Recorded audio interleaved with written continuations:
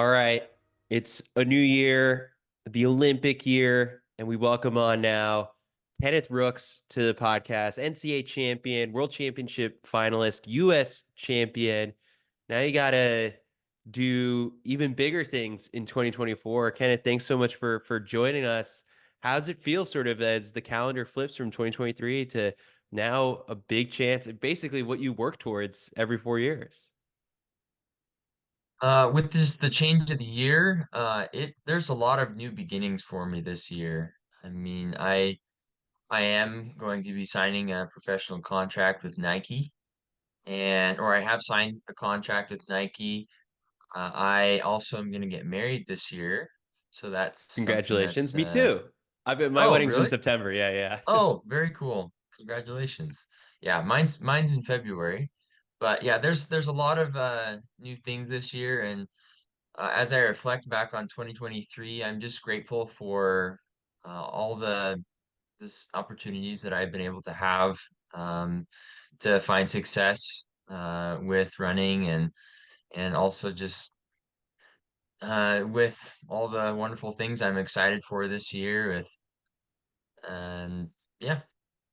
So you just broke the news to everyone. You're foregoing the remainder of your NCAA eligibility, turning pro, signing with Nike. How did this come about? I know right after USA's and Worlds, and we're kind of in this new era in the NCAA where it's like NIL deals are being thrown left and right, and you partnered with Ray Flynn to handle a lot of that stuff. But you came back for one more season of cross.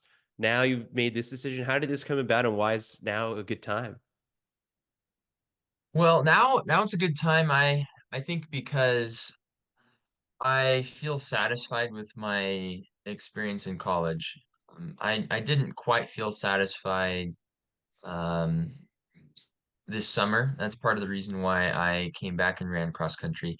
But this summer, running professionally became a reality. And running professionally has not really been a dream of mine all the time. Like it's something that I've grown into the idea of.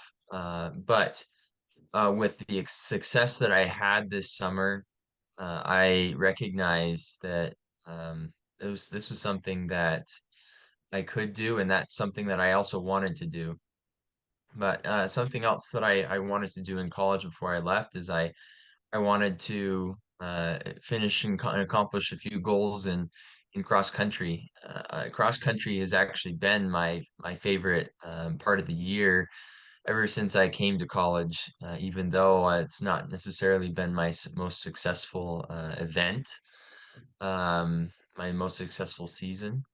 But I wanted to come back and support the team, be there for my teammates this year.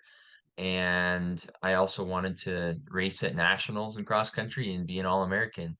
And I was able to do all of those things. And so I can leave a little bit on that high note and feel satisfied that I've done everything that I wanted to do in college, and I'm excited for the future and what professional running may hold for me and to learn and grow through that as well. How does flipping that switch work from, you know, an amazing summer where you're at the highest part of the sport, where you're at the world championship, competing against Olympic champions and world record holders, and then all of a sudden it's just back to, all right, now I just got to beat all these college kids. But at the same time, it's like they're we're at an era right now in college where all the college kids are pretty good. Yeah, actually after when Worlds was done, I took a little bit of a break, which was actually kind of nice because I had been competing for so long without really taking a break. But getting back into college, one thing is I don't think there's really a sport out there like college cross country. So it's just exciting to be a part of that. Um, and so that's a cool thing for me. And that's also something they have professional cross country, but it's not as exciting to me as the college cross country. And yeah, the level of competition in college is really really good right now. I think that uh, competing in college has helped prepare me to compete against the best in the world, because some of the best in the world are competing in the NCAA system. Um, so it's exciting, and I'm just super grateful that I've been able to be a part of it. Tiny specifics, about this Nike deal. It sounds like you'll be sticking in Provo under coach Ed Eyestone, working out, I'm assuming, with Connor Mantz, Clayton Young, I guess. Like what's exciting you about this sort of, it's not too many big changes, but it is now going to be like your full-time job.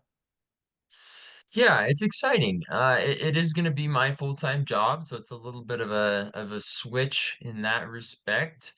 I am still actually going to be taking some classes because I want to finish up my degree while I'm doing the professional running stuff. What are you studying right now? Um, I'm studying civil engineering actually. The Yeah. question that Kyle Merber posed to a bunch of people during the press conference, Graham Blanks and Kai Robinson, Nico Young, was how does your major benefit you as a runner? So, posing the question to you, do you see any sort of engineering tiny things that you're like, oh, okay, that makes me a better runner?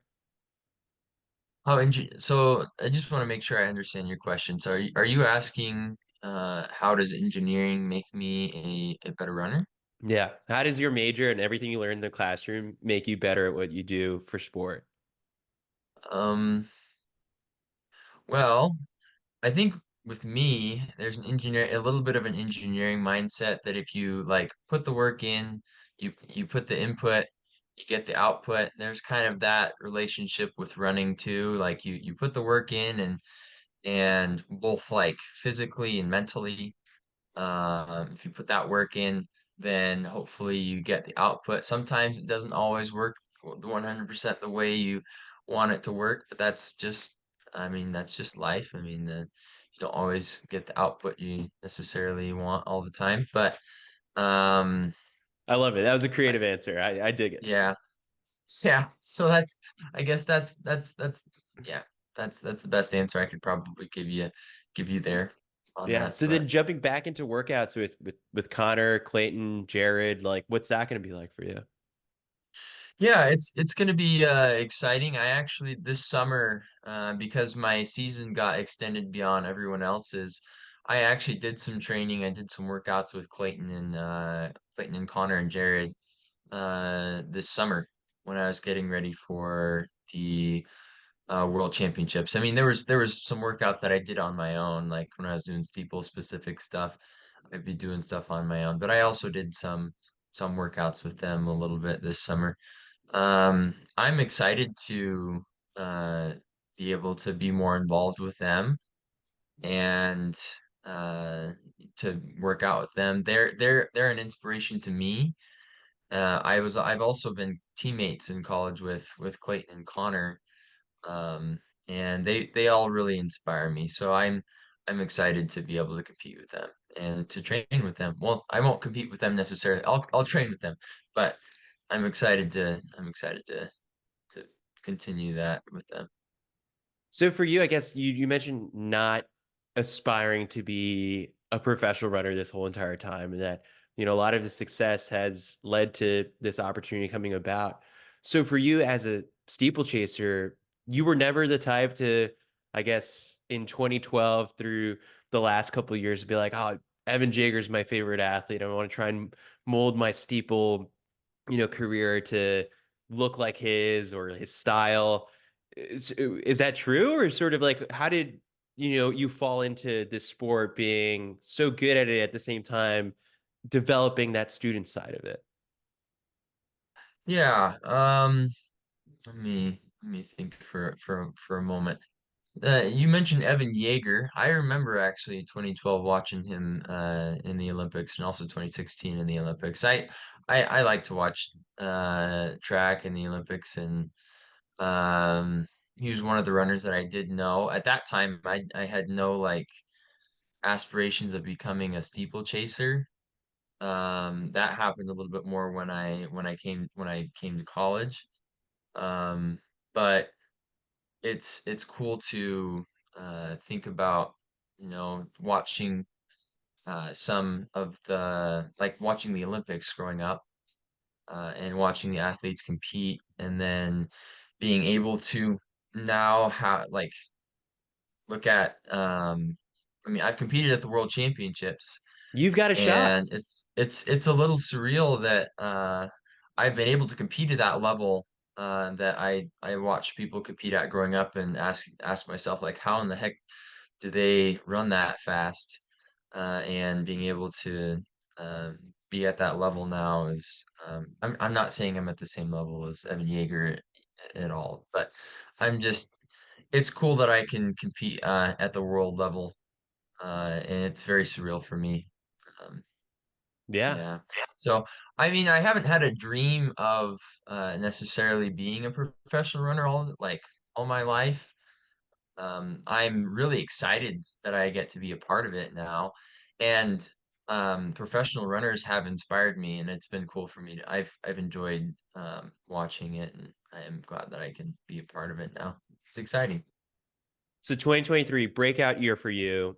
When you reflect on it, you've got an NCAA title, you've got the fall at USA's that, and then winning the US title, the World Championship, making the final. What were the big takeaways that, as everyone's doing like this reflection and putting together the Instagram posts of like all the highlights from the end of the year? So for you, I guess when you close the book on 2023, what were the biggest lessons you took away from all the success you found? Yeah, I feel like one of the big takeaways is immense sense of gratitude, and that something else that I learned this year is I focused a lot more on the mental side of running. I That's something I really tried to work on a lot, just working with coaches and working with a sports psychologist on that, and I'm really happy that I was able to put myself into a mindset such that I was able to accomplish the things that I did this year. I definitely was not expecting to have all the success that I did. At the beginning of the year, I remember setting goals down, and putting the goal down of just I'm going to compete, and I'm not going to put a limit on myself, but I'm just going to get out there and I'm going to put myself in position to compete for the win and in whatever race I'm in, and I'm just going to see what happens. And it started out at Sound Running. I ended up winning, and I was not expecting to win that race going into it. And then that kind of changed my mindset. I was like, wow, okay, I won that race. I could make it to the World Championships, and I could win the national championship in college. I don't. I mean, I knew winning the U.S. national championship was a possibility at that point in time, but um, it, I wasn't. It wasn't necessarily like my goals were not necessarily set on like winning the national championship, winning the U.S. championship. It was about competing and putting myself in position to win and giving it everything I had. And I learned a lot through doing that this year, that I'm going to take with me into the future. And that's also something I'm going to need to continue to work on, just because, it's just like running is a muscle. You got to work your mental side and not just the physical sides to keep that in shape. Something else I learned this year was just experience. I gained a lot of experience being in a lot of different races with different strategies and um, different race like situations, and I gained a lot of experience through that. Competing at the World Championships was amazing. Competing in the prelims and the final were two different races, and both of them I hadn't really like experienced that before. I learned a lot from that. I'm excited to have that experience, especially going into this year as an Olympic year, with the Olympic aspirations that I have. And I have a lot of confidence that I can compete with the best. in the world, and that's something else I learned this year. And um, yeah, those are a lot of things that I learned. I want to break down like some of these major points that like you highlighted from like these races. So obviously USA is the final. I looked it up, like almost 500,000 people have watched it on YouTube, Yeah, and like the comment section is crazy because it's like there's so many people. It's like they're so inspiring. I pulled like a couple of them. It's like the best finish in track and field history. Someone else, man, that got me so choked up, tears in my eyes watching the determination, never ever give up. And I then went and watched your interviews that you did in the mix zone as you were coming by, and it's like this stark contrast where like maybe that was like so fresh in the moment and like you hadn't had time to like process, and the I'm sure on the track was like a huge adrenaline rush, but like you were pretty even keeled about like the whole thing. It was like, yeah, you won the race, you set out to what you accomplished. It wasn't like this whole I'm gonna go out and inspire the world that like you never ever give up. And so like did any of this snowball from like the public reception to it going so viral, not just like on YouTube, like it was being picked up on TV stations and you were doing a bunch of interviews for it that like this race took on like a much bigger meaning and thing than it actually felt like it was in the moment. yeah. It's very humbling to see the impact that my performance has had on so many people, and how inspiring it's been, and how it's helped lift others. I definitely, like, when I finished the race, in the moment, I was just like, I was kind of in shock and also just excited that I had won. But it was like, did that really just happen? But pretty soon after the race, I was able to realize, like, wow, that is that's gonna have a little bit more of an impact than I think that I realized. And I especially felt that when we were doing the victory lap, um, after the race was done, just with all the things people were saying to me. And I've done a lot of interviews about talking about that race, and again, I'm talking about it with you. People are probably going to ask me about that for a long time to come, and I'm going to talk about it for a long time to come still. But I'm super grateful that I could be able to help inspire and lift others in some way. Because I do want to do that. I wanna help others and lift others when I can. One thing that stood out to me from like the Mixon interview that you did afterwards is that you mentioned how like you mentally prepare yourself for like these scenarios, and that like Mm. you fell in a race like during your freshman year, and like even the thought as a steeplechaser naturally comes up. But what is like sort of like the craziest race scenario you've ever drawn up like in your head? Like falling is one thing, but is there anything beyond that that you're just like, oh yeah, if that ever happens, I'm ready for it? I think that what happened, that was probably the craziest race scenario. Actually, what happened was a little crazier than I think any of the race scenarios that I envisioned in my head. I think even when I was just envisioning, like, being prepared for a fall before the race, because that is something that I did, is I was envisioning, like, getting up and competing. And I think I was thinking of it more as like, okay, well, if this is a prelim, I'm in good enough shape. I can get it up. I can get up. I can qualify for the final. Like, I never envisioned, I think, like, getting up and going and winning. Um, so it was a little crazier than the race scenario that I drew up in my mind. But yeah, that's probably the craziest I probably could draw up in my mind, is falling and getting up and winning. Pain tolerance wise, like obviously Connor's famous for just like the Mantz zone or whatever it is that they dubbed it, when it was just like just him going balls to the walls, to just win at NCAA cross. But like for you having to get up, mentally collect yourself, and then pushing to, pass these people, secure top three, but then even just win the whole thing. Like how much was that physically taxing on your body? It was physically taxing. I definitely could feel it. But I was expecting that race to probably be the hardest race that I'd ever run, just because I was preparing myself mentally to be like, okay, this is probably going to hurt more than I've hurt before in the steeplechase, and I think that helped me be ready for it a little bit.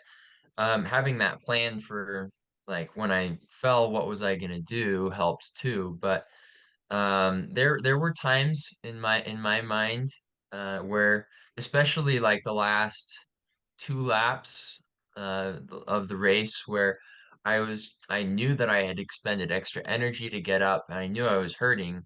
I was honestly just like wondering, when am I gonna hit the wall? When am I gonna tighten up? And on the backstretch, when I got passed by a few people, and I moved myself up into second, and I got passed by a few people, and I was in fourth.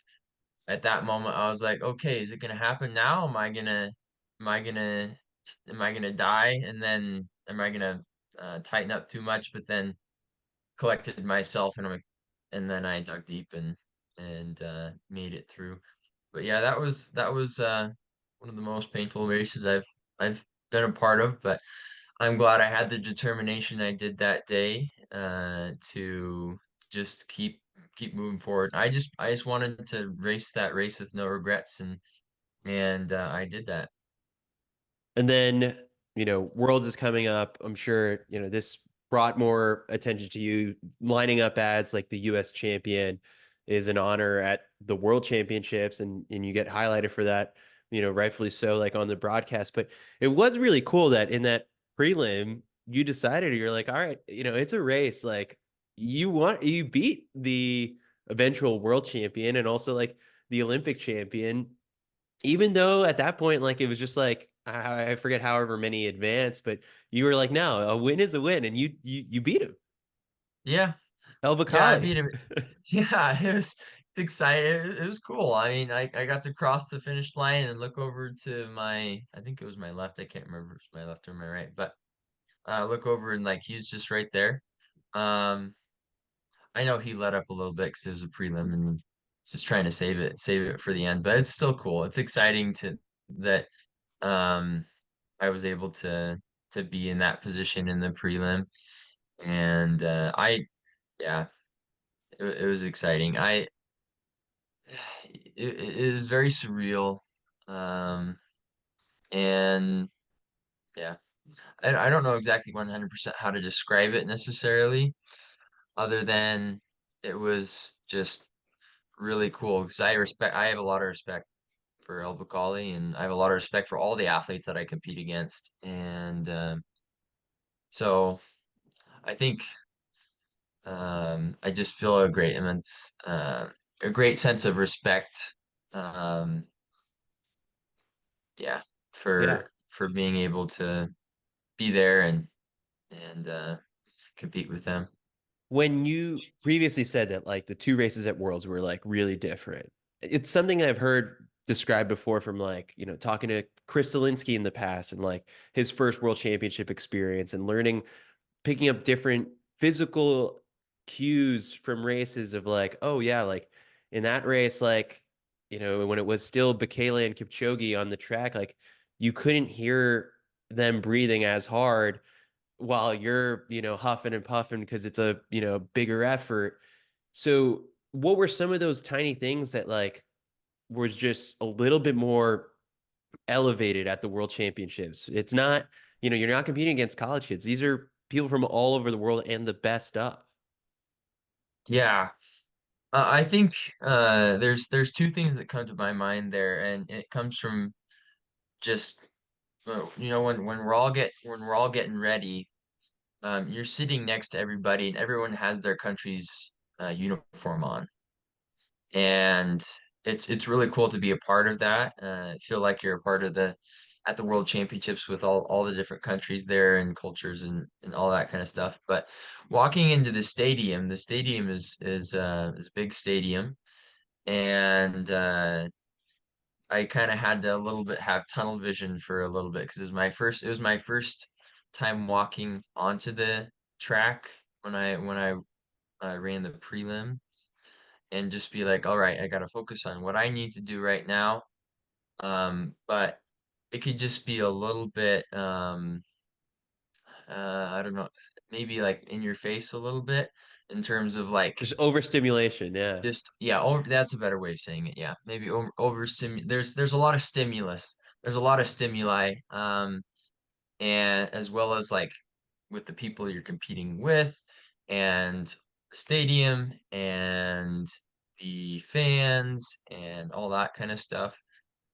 And it was actually a little bit, it caught me off guard a little bit when I was standing getting ready to start, and I looked up on the jumbotron and I saw me up there in Team USA uniform, and it was like, whoa, okay, this is actually happening right now. I'm competing at the World Championships.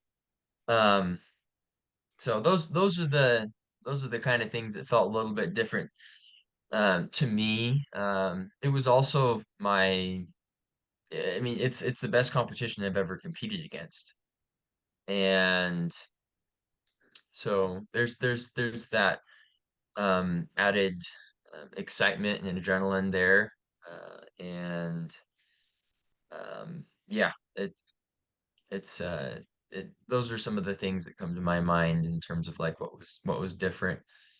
Um, Then race execution wise, like, going into the world championships and after the race, I think you had been pretty vocal. You're like, yeah, because hilariously enough, even after the fall, 8:16 to win the US championship, still a personal best. But for you, you're yeah. like, yeah, I mean, there's sub 8:10 potential in fitness here. And then at the world championships, when you prep to run your fastest, you end up in two races that go 8:23 and then 8:20. So it's like that sub 8:10 fitness never got to be flash. Yeah, that's true. It didn't get to be flashed. It didn't get to be flashed. I still believe that I was in sub 810 shape. And uh for me, I could just take that and remember that that's what kind of shape I was in. And when I'm getting ready to prepare this next season, I can just remember that was where I was at last year, and I'm just gonna get back into shape, and I'm gonna get better. Yeah, I would have liked to perform better than I did in the final. It didn't work out that particular day, um, but I'm really grateful for everything that I learned and for the experience that I had. I was 10th in the world, and there's not a lot of people who can say that. I mean, in hindsight, I mean, I would have definitely liked to have run that sub 810 there, but I just have to take what happened and where I'm at right now and move forward and take the confidence with me into this next season. All right. So So, final sort of questions before we wrap up. I did text my friend Isaac Wood, good friend of the program at BYU and someone who I guess like helped recruit a lot of, your teammates. Just, hey, I'm having Kenneth on the podcast. Anything I should ask? And he said, ask him about Uganda. And I've, from having Connor and Clayton and Jared on the podcast before, I've gotten some stories from like, their mission trips. So for you, you got to go to Uganda July 2019 till March 20th, got called back, I guess, because of the pandemic. Then you eventually yeah. did go back. So, what was that experience like? And it's always interesting to mix in sort of like the running side of it because sometimes there isn't all that much. Yeah, I was really happy I was able to be a missionary for the Church of Jesus Christ of Latter-day Saints. It was a blessing to me in my life.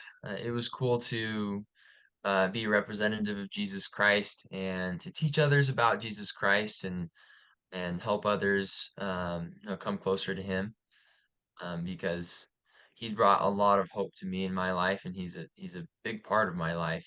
Um, and being in Uganda in particular, it was really cool. Just being with the people there. The people there are really good people. Um, they're humble and they're kind. I mean, for the most part. Um, and it was fun, like living with them and being with them and seeing them in some of their humble circumstances and serving them. Um, but yeah, you asked about running with the missionary experience. So yeah, as a missionary for the Church of Jesus Christ, um, you're supposed to be with a mission another missionary at all times.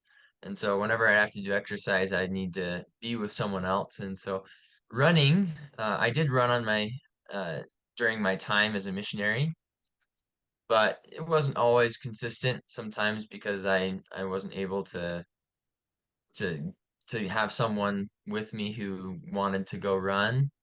Um, and I also did hurt myself a few times on when I was a missionary. I mean, people knew I was a runner. They knew I was fast. I actually tripped and fell and I I hurt my knee. I banged up my knee. I couldn't run for a few weeks, and I actually was with some other missionaries. We were doing an activity on a Monday, and one of them we'd been playing some soccer or something, and so in my brain, I thought I was all warmed up and everything. And so one of them wanted to race me, and so we did a little sprint race. And he was actually pretty fast. I wanted to win, and so he challenged me, and so I strained a little bit too much. I pulled my hamstring, and that was actually in May before I got back from my missionary service. So I like didn't run the last like 2 months of my missionary service. And when I got back, like my max speed was like 7:45 pace. I pulled my hamstring pretty good. Yeah, so I had to get back into shape, and I also had to I gained 25 pounds when I was in Uganda. They have good food. At least I enjoyed it. And yeah, so I had to get back into shape and get and heal from that. But I was still able to uh, get into really good shape, and I was able to even get into better shape than I was before I left on my missionary service um, and that outdoor season after I got back in the summer. So It's always interesting when like, yeah, BYU gets some flack from people where sometimes it's like, oh yeah, they've got guys on missions for 2 years and they come back and they're older, so they'll have this edge. But I'm like, sometimes you don't hear this side of things sometimes. Like, yeah, but they still, if in certain situations have to, lose some of the weight that they put on from, not running that whole time or having been injured or on these trips. And so, yeah, it's interesting just kind of like how it all balances out. And then you do end up back, running on BYU's cross team and making an instant impact, again. And as is the case we've seen with Casey Klinger, Connor in the past as well. Like, yeah, I mean, the time off, it's a while, but, it's easy to get back into it. So for you, I guess you come back, you go through the rest of your BYU career. Now, your final race in a BYU uniform was in Charlottesville. You said the goal was All American. It was pretty close, yeah. I guess, like that final one. How did you, for that to be the way that chapter of your running career ends, and the last time you put on a BYU uniform, how do you feel about all of it? I feel really good about it. I mean, I was an All-American. Oh, That that's was one right. of Yeah, my yeah. goals. That was one of my goals. But I mean, I definitely would have wanted to finish a little bit higher. I definitely think I was capable of finishing higher than I performed. But I am very happy that that was my last race. It was actually I actually got a little bit emotional afterward. Just like one of my teammates who was an alternate who um, was there and cheering us on, supporting the team, even though he wasn't the one racing that day. Kind of just came up and asked me that question: "How do you feel about this being your last race?" And I was just really grateful. Got a little bit emotional. It was I'm really um, really happy that I came to BYU. It's changed my life, being part of that team and the program, and it's been amazing to work with my teammates and my coaches and just all the support I've had. Um, but yeah, it was very surreal to me because I would love to run for BYU more. I felt like it was the time for me to move on, but it's still a little bit sad that that chapter had to come to a close. Yeah. But But it doesn't feel like all the too much is gonna change with just like the setup being still in Provo, still with Eyestone and a yeah, lot of familiar faces around. So no, that's really exciting. Um, so, all right, Kenneth, final questions that I ask every guest. Uh, for you, I guess like 2024, aside from the Olympics, like what are you most excited about in track and field this year? hmm, I think I'm excited to get to just go to some new meets that I haven't gone to before. I think that's one thing that's exciting. I think it's exciting to just learn how running is in the professional world a little bit more this year and to experience that, to be able to represent a shoe brand in Nike and to be able to establish some new connections. Um, and I'm those are some of the things I'm excited about with running. I think the thing I am the most excited about is getting married in February. But I mean that's outside of running. But uh, yeah, I think I mean I am excited to compete at the U.S. Championships and hopefully the Olympics again this year. Um, I'm just excited to just take it all in. I don't know 100% what to expect with everything, and that's part of what can make it exciting. And that's actually one of the reasons why I like racing is because there's some times where you can get out there and surprise yourself. Uh, and so the whole experience, I think I'm excited to just take it in and just enjoy it. Yeah. Do we know yet when the Nike kit is gonna make its debut? Oh, well, I actually don't know 100% yet. Okay. I actually don't know 100% yet. I still need to sit down with my coach and my agent and hash out my schedule and set that in stone. So You did an indoor season last year, right? So you thinking I did. indoor this year too, or Yes, I'd like to race a few indoor races. cool? I'd like Yeah. to race a few indoor races. So Well, Ray is the race director for Milrose, so that might yeah, be a nice one to debut in. So if you did yeah, jump into could that be. 2 mile, I guess, right? That's potentially an option Mhm. with Josh That's Kerr. potentially an option. How would you not let the 1500 guy win the 2 mile?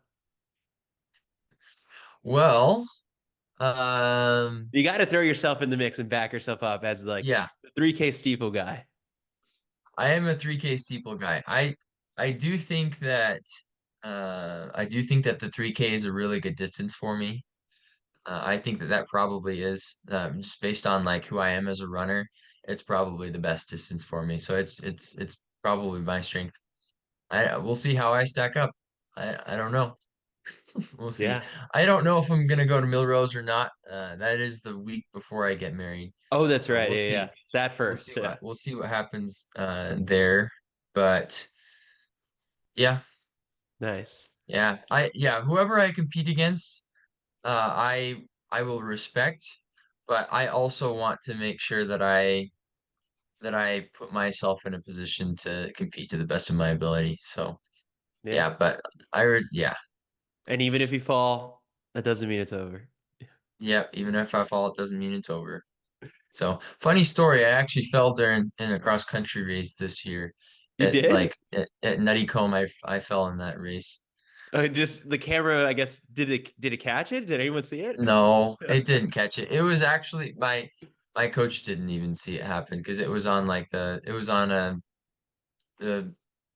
backstretch area where it wasn't really seen very much, but it's okay.